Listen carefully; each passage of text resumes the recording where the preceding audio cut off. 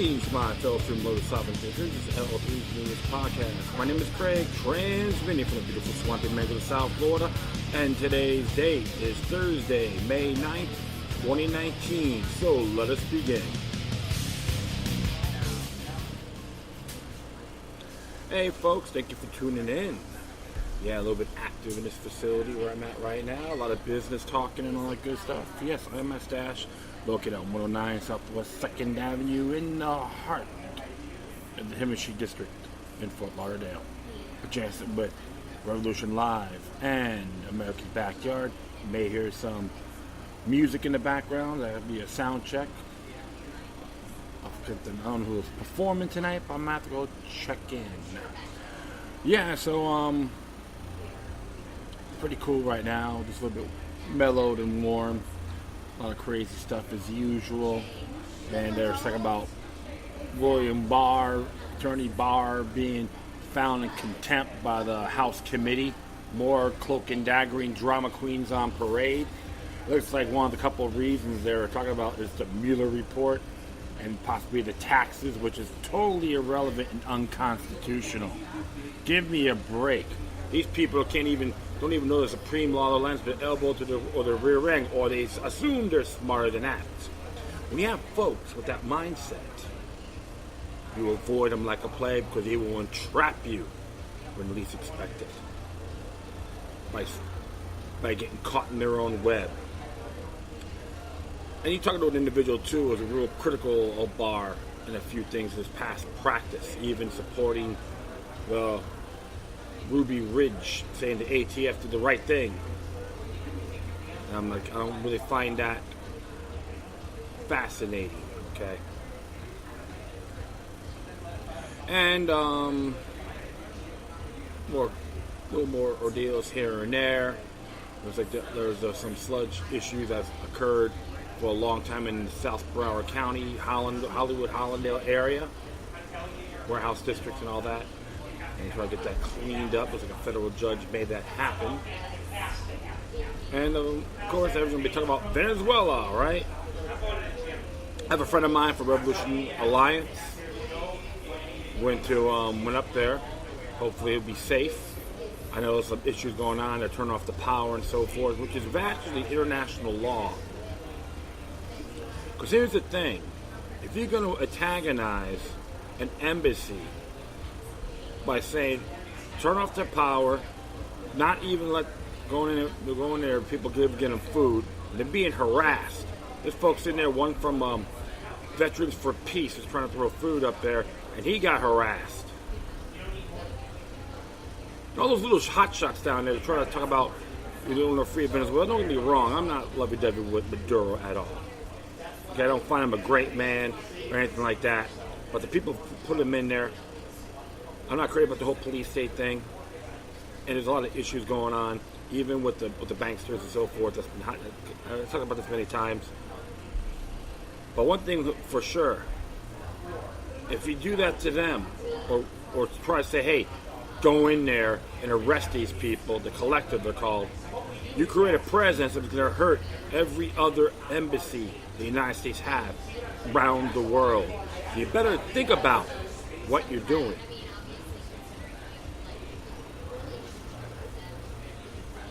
I always said this, every state in Venezuela, if you don't like what's happening, the amount of people should rise up and support secession. Well, I hear this fear factor, oh wow, like no guns, okay.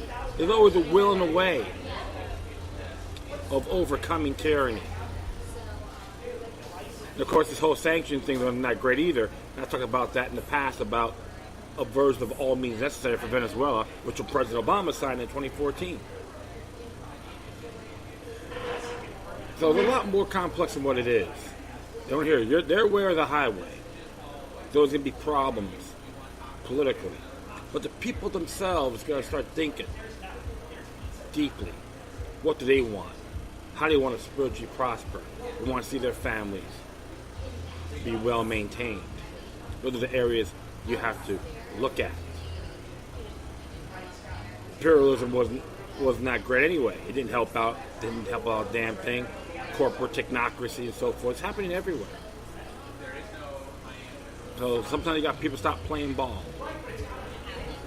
But the people in the collective, just I wish you guys safe. To my friend too, Al Suarez from Revolution Alliance. Don't get me wrong, we have our disagreements at times, but I can say this, when it comes to discussions, we're pretty damn good. There's no win, no lose, anything like that. But sharing views and having merits. Because like I said, my friends, the past is today's greatest teacher. So, wish him the best. My thoughts are with you, my brother, comrade, friend, and everyone else in there. And even the people that are protesting, you can peacefully protest, but do not harass anybody or violate their space, because one day that could happen to you. Do not create that president. That's the road to entrapment. I guarantee you that. And I know a train's coming by here. Be back? Well, enough of the ranting on that. And actually, this one got my attention. And I should have had this talked about this a while back. We're going to do a couple of articles pertaining to Consortium News. And it will be entitled The Revelations of WikiLeaks. Because the war on press still continues. It has accelerated. If you notice, too, some of the reporters, conservative commentators, I would say, publishers, speakers, regardless if you like them or not, are being shut down by these social media sites, mainstream ones. Like them or not, it is a dangerous agenda. What you're seeing is the road to technocracy. Suppress different views, critical thinking. And what happened to Julian Assange and WikiLeaks just got a lot bigger. And it does affect journalism, the press, etc. So, I'm going to be narrating this from the CN series. It says here, Revelation of WikiLeaks. This is number 1, the video that put Assange in U.S. Crosshairs. It came out on the 23rd of April. Wish I'd have known about this a while back, but it's very interesting here. It says, collateral murder created a media sensation in 2010 and led Chelsea Manning's imprisonment into a DOJ investigation on Julian Assange, reports Elizabeth Voss. But the war crimes the video exposed got no one else in trouble. Exceptionalism is patriotic. Abraham Lincoln would be extremely proud. So it says here, today begins a series of articles, Revelation of WikiLeaks, that will look back on the major works of the publication that have altered the world since its founding in 2006. This series is an effort to counter mainstream media coverage, which is ignoring WikiLeaks' work, and instead of focusing on Julian Assange's personality, is an uncovering by WikiLeaks of government's crimes and corruption that set the U.S. after Assange, and which ultimately led to the arrest on April 11th. The collateral murder video was just the first of many major WikiLeaks revelations that made the journalist one of the most wanted men, simply for the act of publishing. And it says here, the video that put Assange in the cross of the United States by Elizabeth Voss. WikiLeaks was founded in 2006, but it was April 5th, 2010, publication of the collateral murder that made a whistleblower publisher a worldwide phenomenon, attracting admirers and enemies. WikiLeaks wrote of the film, the video shot from an Apache helicopter gun site clearly shows that the unprovoked slaying of a wounded Reuters employee and his rescuers. 2 young children involved in the rescue were also seriously wounded. WikiLeaks noted that Reuters had unsuccessfully attempted to gain access to the video through the Freedom of Information Act in the years after the strike. The day after the release of the footage, New York Times described WikiLeaks as a one fringe website that has moved into the big time. The site has become a thorn in the side of authorities in the United States and abroad, it said. With the Iraq TeknoAxe video, the clearinghouse for sensitive documents is edging closer toward a form of investigative journalism into advocacy. Before 2010, WikiLeaks received a few high-profile Journalism Awards. But in the years since the publication of the video, it has received a slew of honors, including the Samuel Adams Award for Integrity. On April 16th, announced a fresh award for its founder, Julian Assange, after he remains isolated in a London prison. And they have one here, it's a WikiLeaks here about Twitter. City Morning Journalist, Herald, Julian Assange wins EU Journalism Award established in honor of an assassinated journalist. So I'll continue on here. It says Chelsea Manning.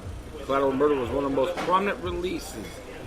Source from then Army intelligence analyst Chelsea Manning, who served 7 years in the military prison as a result. Manning, who has access to the video, having a top secret clearance, first offered the video to the New York Times and the Washington Post, which both turned her down. Manning then turned to WikiLeaks. Manning described the events that led up to her decision to submit footage to the press and a leaked audio of her testimony during the 2013 court-martial. She said Reuters' inability to get footage and a Freedom of Information request contributed to her decisions to leak it. The most alarming aspect of the video for me was seemingly the delight of bloodlust they, the pilots, appear to have. It dehumanized the individuals they were engaging with. It seemed to have no value in human life in referring to them as dead bastards and congratulating each other on the ability to kill in large numbers. Major Cohn, a legal analyst, is one of those who has described the content of the footage as evidence of U.S. war crimes. As such, she argues that Manning was legally obligated to expose such information. In 2013, The Truth Out, she cites the Geneva Conference. The Army Field Manual and the Uniform Code of Military Justice is all setting forth the duty of a serviceman to disobey unlawful orders. None of the pilots, military officers, nor policymakers have ever been charged or otherwise ever held responsible for the events shown in the video. Exceptionalism is the key, right?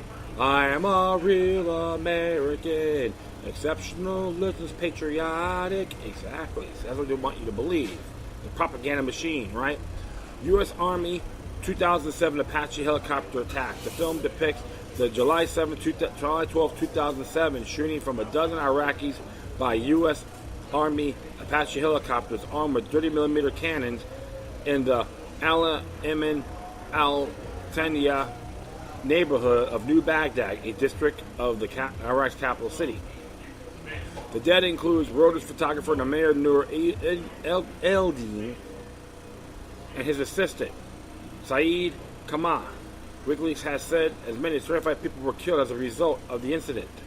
And you can watch the video yourself. After the initial attack, the helicopters fired on and killed people who stopped to try to rescue the wounded. A U.S. tank reportedly drove over a body, cutting it in half.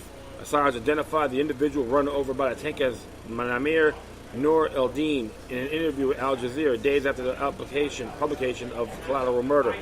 After receiving the encrypted footage, Assange's associates spent a week working non-stop in Reykjavik, Iceland, to break the U.S. military's encryption of the video. Kristen Harrison, who now serves as an editor-in-chief of WikiLeaks, went to Iraq as an investigative journalist to locate victims' families and confirm details of the event of the film's publication. The New Yorker reported Harrison claims to have found the owner of the building, an old man named Jabbar Abid Radi, born in 1941, a retired English teacher. Abid Radi told Harrison that his wife and his daughter had died in the attack. He said that the 5 other people who had been living in the building died too. The building under construction often served as housing in war-ravaged places. People live in the lower floors, which are often built first, are uninhabitable before construction ends. Abid Radi told Harrison that 3 families have been living in this particular structure. Assange noted how the images has stirred public attention far more than any printed matter. It is very easy for people to see what's going on, he is quoted in an April 2010 video interview with Al Jazeera. It is not too complex. There's no large barriers with visual material. We released the policies behind this material as far back as 2007, classified U.S. military policies. At one point in the video, you can watch it yourself, folks. At the one point in the video, American personnel can be heard laughing, saying the tank just drove over a body. Assange comment on that, saying that was the mayor's body. Military response: shortly after 2007 killings and three years before the video was released, the U.S. military was quoted as underreporting the death toll and the context of the incident. Assange argued that the military reports of a firefight preceding the events shown on tape had been misrepresented in order to justify the killings. After WikiLeaks release of collateral murder, the Pentagon acknowledged the authenticity of the video, but said it did not contradict the official finding that the helicopter's crew acted within the rules of engagement, the Daily Telegraph reported. The U.S. military rejected calls of discipline for the crew for the deaths of Reuters journalists because it said the men could not be distinguished from suspected insurgents. The RPG in the video is real. The Telegraph quoted a Pentagon spokesman said, "We had insurgents and reporters in the area where the U.S. forces were about to be ambushed. At the time, we weren't able to discern whether Reuters employees were carrying cameras or weapons." Retired Lieutenant Colonel Walsh, commander of the Apache helicopter pilots in 2013, spoke with Democracy Now! About the footage. In Iraq, you can't put pink gloves on Apache helicopter pilots and send them to the ultimate fighting ring and ask them to take a knee, he said. These are attacks, pilots wearing gloves of steel. And they go into the ring throwing powerful punches of explosive steel. They are there to win, and they will win. Shortly after the Collateral Murders publications, Assange appeared on the Colbert Report. At one point, host Steve Colbert joked that Assange is a dead man. Colbert asked Assange about allegations of a firefighting preceding the events shown on tape. "That's a lie," Assange responded. That was on May 20th at the time. Yeah, at 11:39. That's, you can look at it yourself. He said that 28 minutes earlier, there had been a report of small armed fires and that the Apache helicopter circling New Baghdad came across these men and killed them. Watch the video for that, folks. Go ahead. The politicians react. On April 11, 2019, the day Assange was arrested, Reuters reporter Alastair Smout wrote in the hindsight WikiLeaks and since watched by publishing hundreds of thousands of secret U.S. diplomatic cables, and in 2010 they classified U.S. military videos showing a helicopter attack in Baghdad in 2007 that killed a dozen people, including 2 Reuters news staff. Within days of the publication of Collateral Murder, Obama's White House press secretary Robert Gibbs answered questions from a reporter on the contents of the video. When asked whether the actions of the U.S. personnel were appropriate, Gibbs said that he was not sure, rather than President Barack Obama has seen the video, adding, "Many of you all have traveled with the president. This president or other presidents are presidents in war zones. Many of you know colleagues that have reported from exceedingly dangerous places in the world. Our military will take every precaution necessary to ensure the safety and security of civilians, and particularly that those that reported in those dangerous places on behalf of news organizations. I honestly do not know enough what was done previous, which is why I point you to the Department of Defense." Then U.S. Defense Secretary Robert Gates blasted WikiLeaks for not providing context to the video. These people can put out anything they want, and they're never held accountable for it.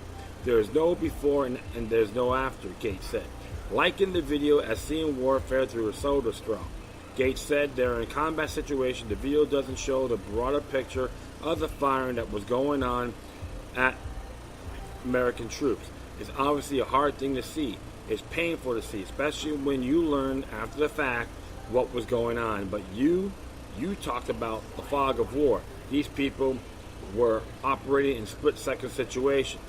The strongest response to the video came in the form of the U.S. Department of Justice investigation of Assange by at most 6 months after collateral murder and subsequent releases of the Afghan and Iraq war logs, the next subject of CN series that ultimately culminated his arrest on April 11, 2019. The investigation has been quietly gathered material since at least October 2010, 6 months after the arrest of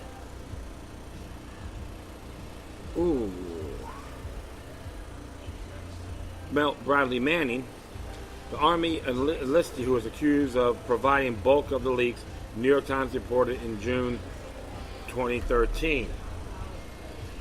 I think it's investigator, I believe it is. I could be mistaken.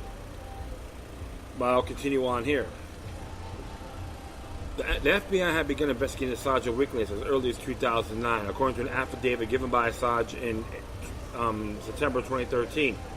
While Obama DOJ stopped short of crossing a red line to criminalize journalism, the Trump DOJ has stomped over it using the same evidence abandoned by the previous administration. Media response. Collateral murder was unveiled at a press conference at the National Press Club in Washington on April 5th, 2010, the New York Times reported. There is no question that coalition forces were clearly engaged in combat operations against a hostile force. Lieutenant Colonel Scott Bleacho, a spokesman for the National Forces in Baghdad, said then. But the forces does not show hostile action. Instead, it begins with a group of people milling around on the street. Among them, according to WikiLeaks, Mr. Eden and Mr. Kamag. The pilots believe them to be insurgents and mistake. Mr. Elding's camera for a weapon. They aim and fire at the group, then revel in their kills. The media's reaction to the video's release was mixed. The day after it was published, the Times ran a report titled "Iraq Video Brings Notice to a Website." It described criticism WikiLeaks received for publishing an edited version of the footage. Critics contend that the shorter video was misleading because it did not clear that the attacks took place in the big clashes in the neighborhood and that one of the men was carrying a rocket-propelled grenade. Within months of the video's release, the Australian Broadcasting Corporation noted the sentiments of journalist David Finkel of the Washington Post. WikiLeaks provided artificial agenda-driven context. There was an operation underway in reaction to an ongoing war. Not that Apache helicopters were circling looking for a bunch of guys to shoot up and kill. Finkel was stationed in Iraq in 2007 when the incident occurred and included in the event in his book, The Good Soldiers. In response to such criticism, Assange told Al Jazeera that decisions to give the film its title hinge on the moment where the Apache helicopter pilots shot at the van and individuals who had stopped to aid the wounded, he said. This is why we call collateral murder. In the first example, maybe it's a collateral exaggeration or incompetence. When they strafed this initial gathering, this was recklessness bordering on murder, but we couldn't say for sure that was murder. But that particular event, this is clearly murder. Media have since turned on Assange. At the time, praised him and WikiLeaks. On the day the video was released, The Guardian, which was lately been on the anti-Assange campaign, was quick to write an article that referred to the problems the video posed for military authorities. The release of the video from Baghdad also comes shortly after the U.S. military admitted that its special forces attempted to cover up killings of 3 Afghan women in a raid in February by digging bullets out of their bodies. 2 days after Collateral Murder's publication, The Guardian, then under-editor Alan Rusbridger, published an opinion piece saying that the footage was heralded by some of the most important revelations since Abu Ghraib, and challenges not only the effectiveness of the U.S. military's rule of engagement policy, but also the integrity of the mainstream media's coverage of similar incidences. James Fallows of Atlanta called Collateral Murder the most damaging documentation of abuse since the Abu Ghraib prison torture photos, 12 hours after the video's release. Collateral Murder is one of the best known and most widely recognized results of ongoing WikiLeaks projects. Christian Christensen, a University of Stockholm journalism professor, wrote in 2014, These particular images, in many ways, the crystallization of horrors of war. Within days of the video's publication, Hafia Zagana, a novelist and former prisoner of Saddam Hussein's regime, wrote an op-ed for The Guardian saying her family lived in the area where the events took place, which she described as having previously been safe for children to play outdoors. Zagana continued, witnesses to the slaughter reported the harrowing details in 2007, but they had to wait for a Western whistleblower to hand over a video before anyone listened. Watching the video, my first impression was I have no impression, but the total numbness gradually grows into and is now familiar anger. I listened to the excited voices of death coming from the sky, enjoying the chase and killing. I whispered, do they think they are God? Interesting there. One of the areas you have to look at, folks. Very intriguing indeed. You know what I'm saying? I mean, it's one of those areas. I can't say it's patriotic. I can't say it's American. It's tyrannical. That's why I defy all forms of tyranny. I hate this foreign policy. Going to war to save the world. Garbage, indeed. And of course, Julian Assange is going to get crucified for it. And they want to extradite him. I recommend everyone in the House of Representatives and Congress to oppose this. If you don't, you're the enemy of freedom. I'm not afraid to call all you parasites out. This is totally unacceptable.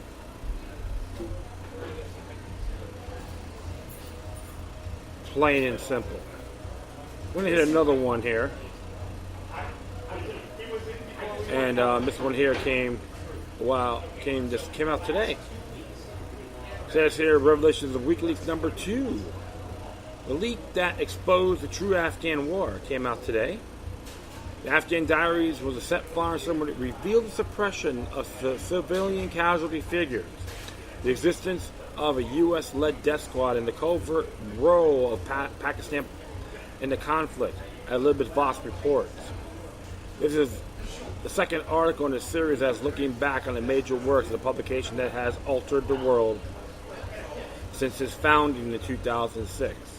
The series is an effort to counter mainstream media coverage, which is ignoring WikiLeaks' work, and is instead focused on Julian Assange's personality. It is WikiLeaks uncovering of government's crimes and corruption that set the U.S. after Assange, and which ultimately led to the arrest on April 11th. This is what Elizabeth Voss has to say. 3 months after it published the collateral murder video, WikiLeaks on July 25th, 2010 released a cache of secret U.S. documents on the war in Afghanistan. It revealed the suppression of civilian casualty figures, existence of an elite U.S.-led death squad, and covert role of Pakistan in the conflict, among other revelations. The publication of the Afghan War Diaries helped set the U.S. government on a collision course with WikiLeaks founder Julian Assange that ultimately led to his arrest last month. The War Diaries were leaked then by Army intelligence analyst Chelsea Manning, who led legal access to the log via to a top-secret clearance. Manning only approached WikiLeaks after studying the organization following unsuccessful attempts to leak the files to the New York Times and Washington Post. Major controversies surrounding the diaries release were allegations that operational details were made public to the Taliban battlefield advantage, and that the U.S. coalition informants' lives were put at a risk by publishing their names. Despite a widely held belief that WikiLeaks carelessly publishes unredacted documents, only 75,000 from a total of more than 92,201 internal U.S. military files related to the Afghan war between 2004 and 2010 were ultimately published. WikiLeaks explained that it held back so many documents because Manning had insisted on it. We have delayed the release of some 15,000 reports from the total archive as part of a harm minimization process demanded by our source. Manning testified at her 2013 court-martial that files were not very sensitive and did not report active military operations. As an analyst, I viewed the SIGAC, which is significant activities, as historical data.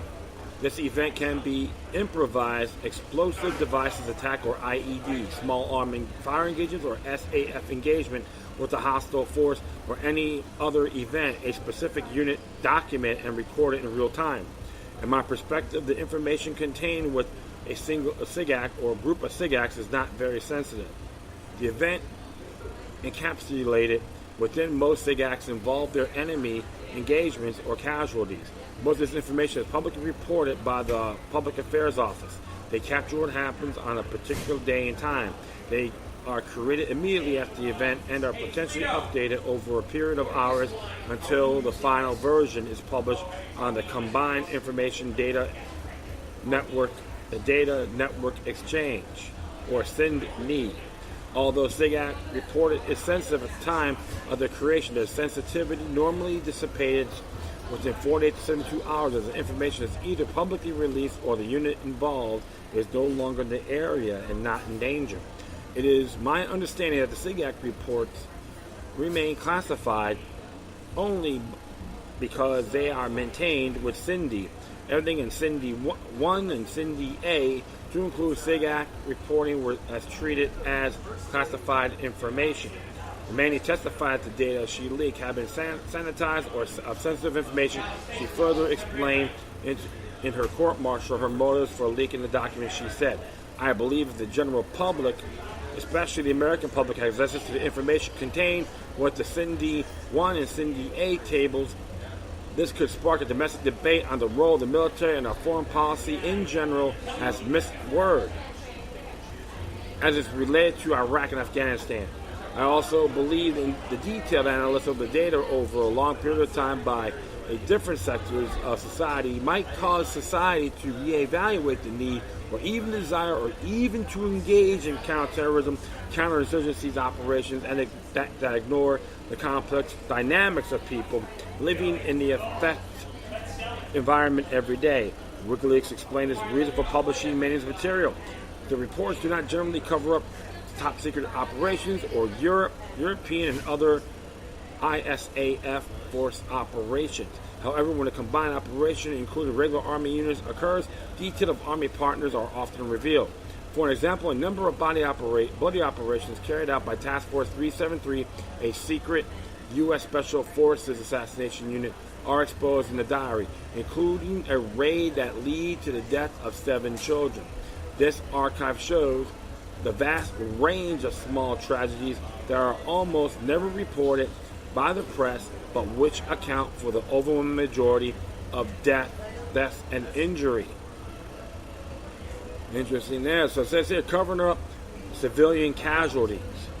The diaries documented cover-ups and misreported civilian deaths. The Guardian reported that the files illustrated at least 21 separate occasions in which British troops were said to have shot or bombed Afghan civilians, including women and children. Some casualties were accidentally caused by airstrikes, but many are also said to involve British troops firing on unarmed drivers or motorcyclists who come too close to convoys or patrols, the newspaper reported. Bloody errors at civilians' expense, as recorded in the logs, including the day French troops strafed a bus full of children in 2008, wounding 8. A U.S. patrol similarly machine-gunned a bus, wounding or killing 15 of its passengers. And in 2007, Polish troops murdered a village, killing a wedding party, including a pregnant woman, in an apparent revenge attack, said The Guardian. The diaries revealed a cover-up of civilian casualties and possible evidence of war crimes. These detailed reports show coalition forces attack on civilians, friendly fire instances, and Afghan forces attacking each other. So-called green on green. The Guardian said at least 20 friendly fire cases were reported. Assange said in the written affidavit given in 2013 that the material documented detailed records about the deaths of nearly 20,000 people. Pakistan backing terror groups. Among the significant revelations of Afghan war diaries in the U.S. believe the covert roles that Pakistan has played in the war. More than 180 intelligent files in the war logs, most of which cannot be confirmed, details accusations that Pakistan's premier spy agency has been supplying armament and training the insurgency since at least 2004, The Guardian reported. Pakistan Military Spy Service has guided the Afghan insurgency with the hidden hand, even as Pakistan receives more than $1 million a year from Washington from its combating the militants, wrote the New York Times on the day the diaries were published. Supplying stuff, more like, more of imperialism on financial assets, radio psyops. The Afghan war diaries illustrated the implementation of U.S. and coalition-backed psyops via Afghani radio stations. Several reports from Army Psychological Operations Units and Provisional Reconstruction Teams, also known as PRTs, civilian military hybrids tasked with rebuilding Afghanistan, showed that local Afghan radio stations were under contract to air content produced by the United States. Other reports show U.S. military personnel referring to Afghan reporters as our journalists and directing them to do their job and how to do their job. That's from Yahoo News, January 27, 2015. On June 2007, document classified secret also described a self-censorship among its Pakistan's media. Pakistan's cable television operators report that they are under continuing pressure, requirement to block news broadcasts emanating from 3 television news networks. Most cable networks are complying with government directives that trickle down to cable owners on June 1st. On that day, all cable companies in Pakistan ceased airing ARY news, while AAJ TV became unavailable in 70% of the country. Reftel. As of 1700 local, June 5th, ARY was available again throughout Pakistan. We are attempting to ascertain whatever the network is self-censoring. Interesting there too, right? How about the task 34373? The Afghan war diaries describe activities of the Task Force 373, a unit whose existence was unknown prior to WikiLeaks 2010 publication. At least 200 instances involving Task 373 were reported to have been found amongst the Afghan war diaries material. The NATO coalition in Afghanistan has been using the undisclosed black unit of special forces, Task Force 373, to hunt down targets for death or detention without trial. Details of more than 2,000 senior figures from the Taliban and Al-Qaeda are held on a kill or capture list known as GPEL, the Joint Prioritized Effects List. Reported that Guardian on the day the diaries released. The article added, in many cases, the unit has set out to seize target for internment, but in others, it has simply killed them without attempting to capture. The log reveals that TF-373 has also killed civilian men, women, and children, even Afghan police officers who have strayed into this path. The Huffington Post also wrote regarding Task Force 373 in the weeks following WikiLeaks publication of the files. The WikiLeaks data suggests that as many as 2,058 people on a secret hit list called the Joint Prioritized Effects List, or GPEL, were considered capture-kill targets in Afghanistan. A total of 750 prisoners, most likely from this list, were being held at the Brigham Theater Internment Facility, BTIF, a U.S.-run prison at Brigham Air Force Base as the end of December 2009. Remember those internment facilities they used to have in the United States when federal president Franklin Delano Roosevelt signed Executive Order 9066? The patterns never change. The programs never change, right? But different location. reaction from and collaboration with the press. WikiLeaks' publication of the Afghan War Diaries was groundbreaking in that was its first instance of WikiLeaks coordinating with major news organizations such as New York Times, Der Spiegel, and The Guardian prior to the publication. Mainstream media, which since the 2016 U.S. presidential election has taken sharply critical view of WikiLeaks and Assange, were actively participants in publishing the Afghan War Diaries. WikiLeaks gave the diaries in advance. The Guardian, the New York Times, Der Spiegel, in an arrangement in which they published articles on the same day. WikiLeaks made the archive public. The Guardian described the project as a unique collaboration between The Guardian, New York Times, Der Spiegel magazine in Germany to sift a huge trove of data for material of public interest and to distribute globally this secret record of the world's most powerful nation at war. So, Kio Bono, who benefits, right? The military-industrial complex keeps going and going and going. So it says here, Der Spiegel described the process as one of the vetting materials and comparing the data with independent reporters and wrote of the consensus between three outlets working with WikiLeaks.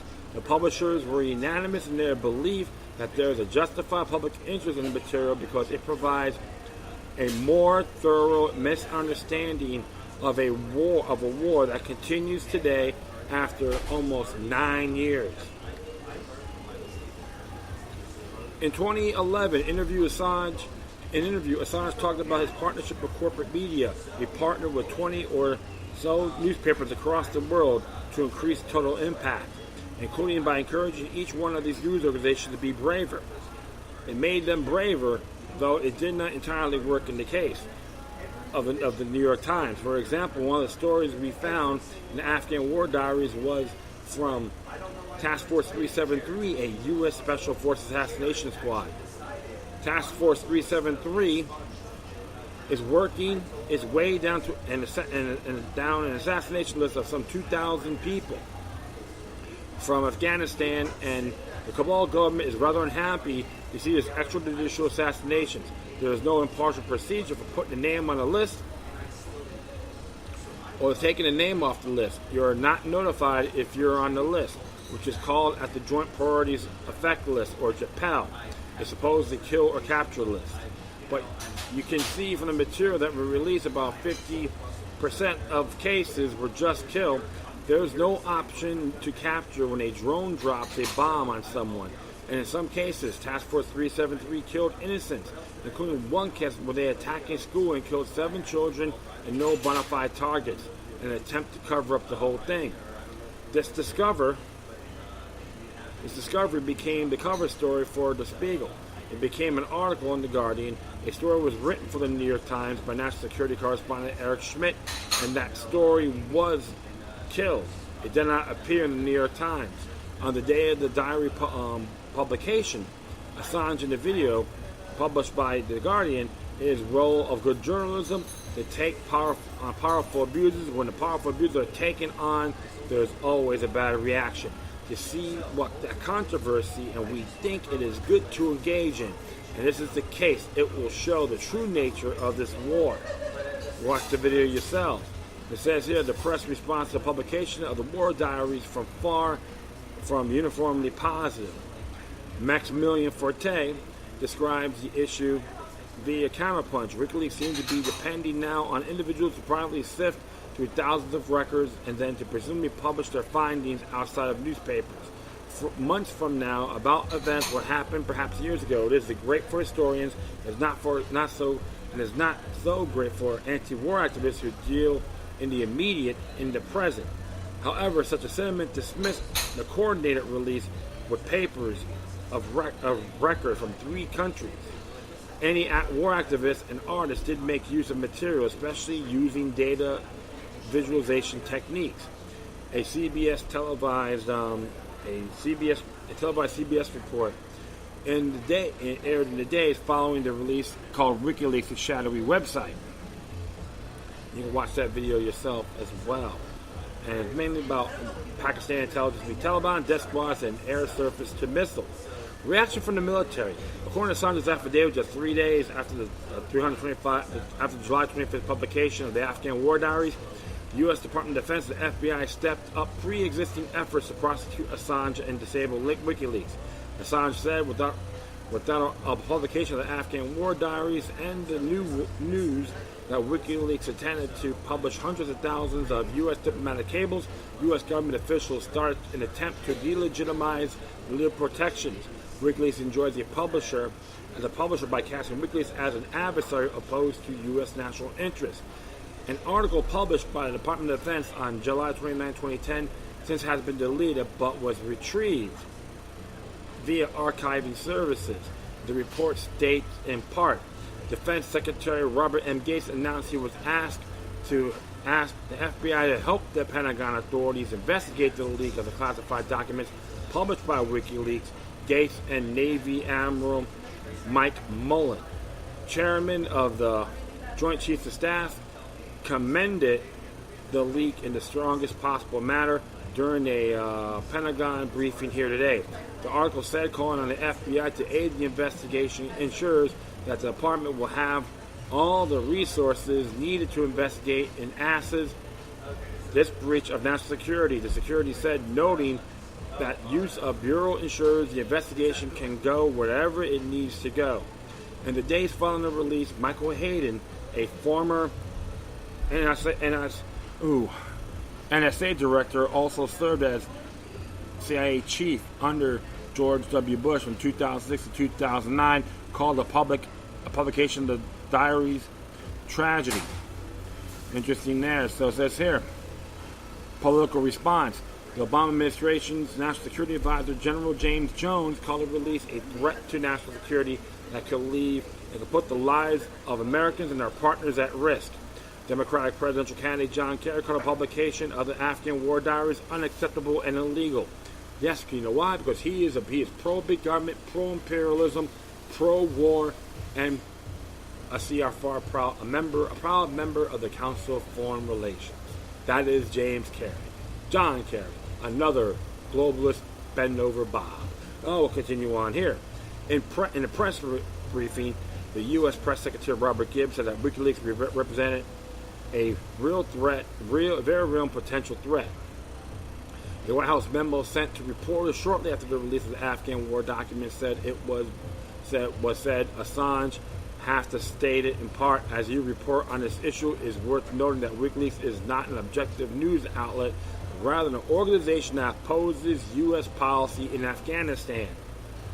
Well, foreign policies, which is imperialism, sucks. Plain and simple. The publication of Afghan War Diaries would form a major part of the U.S. criminal investigation on Julian Assange that the Justice Department announced was underway in December 2010 and would ultimately lead to Assange's arrest on April 11th of this year.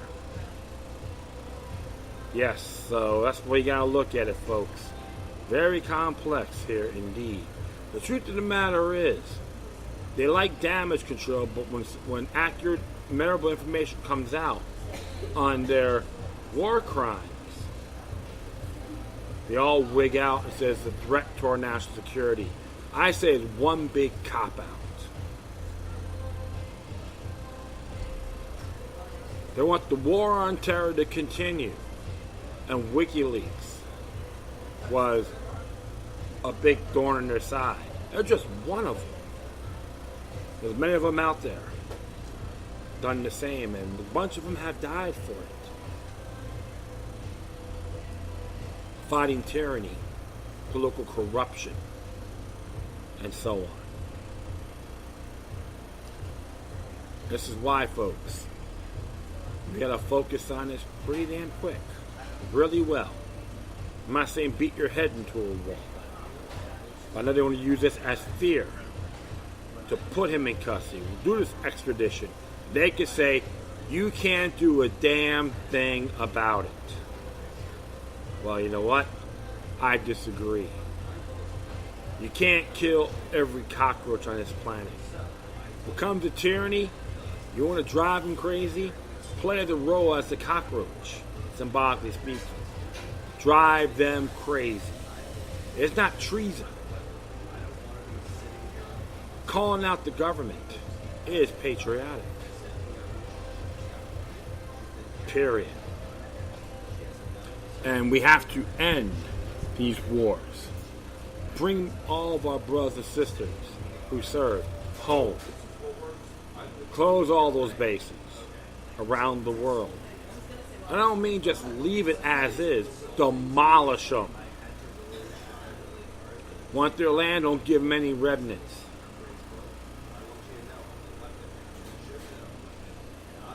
And hopefully put justice for true folks that are pro-press, that are authentic to the cause. Be the watchdogs. Those are the ones we need a network and align with. We can stop the war on the press by exercising our U.S. Bill of Rights culture. And anyone else that's pro-freedom of the press around the world.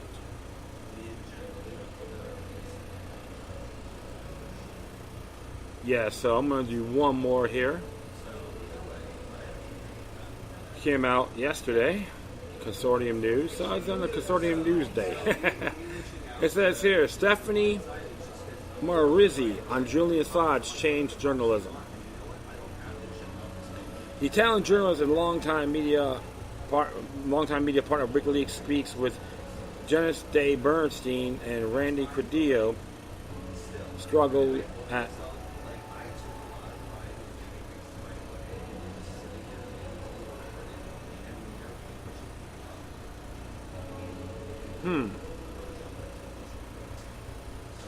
You know what? I should have read this before. I have it's actually an interview. So what I'm going to do, really good one too, and I recommend people could read this. And there's actual show on here as well. And I do apologize. I jumped the gun on this because I find it's very essential. But yeah, you can listen to the interview on KPFA. There's a link for that, and folks, please check it out. So I'm going to leave it as that. I'd like to thank you for listening. Plus, feel free to download and share us throughout your social media networks. If you have any questions, comments, if there's something that's interesting I want to check out, whatever you do, please send your correspondence to Decorum. Plus, I will be leaving all my footnotes of these articles on my Spreaker page, including social media sites and email addresses. In addition, I am on PocketNet. I just got on it today, and in due time, I'll give you guys my Telegram link as well, so we could actually, if you want to talk to me on that, that'd be cool. All right.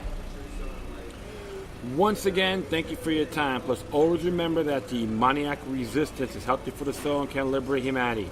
Until next time, take care of yourselves. Keep on spreading love, and may your guardian spirits be with you.